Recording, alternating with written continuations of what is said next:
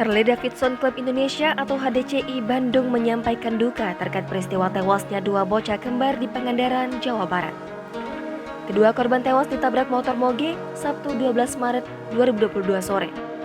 Kedua penabrak ini merupakan bagian dari rombongan motor Harley Davidson atau moge yang konvoi melaju dari arah Banjar menuju Pangandaran. Namun naas, kedua pemotor menabrak dua bocah kembar berusia 8 tahun yang akan menyeberang jalan. Motor Harley yang menabrak dua bocah kembar tersebut berplat nomor D1993NA berwarna merah yang dikendarai Angga Permana Putra asal kota Cimahi dan berplat nomor B6227HOG yang dikendarai Agus Wardi asal Bandung Barat.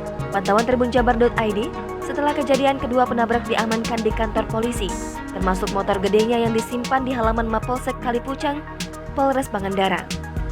Kedua pengendara moge mengalami luka ringan dan kedua moge mengalami kerusakan di bagian depan. Pengurus bidang hukum Harley Davidson Club Indonesia Bandung, Boyke Lutfiana Syahrir, mengatakan ini merupakan satu musibah dan pihaknya sangat berduka. Ia mengaku pihaknya sudah sepakat menyelesaikan permasalahan tersebut secara kekeluargaan. Ia juga mengucapkan terima kasih terhadap HDCI Bandung atas apa yang dilakukan oleh anggota HDCI Bandung. Kepada pihak korban, kata dia pihaknya sudah membicarakan dengan anggota HDCI Bandung. Di motor nabrak na eta.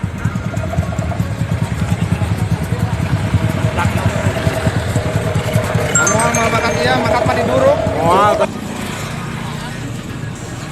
Parah. Ayo nu ngahindari.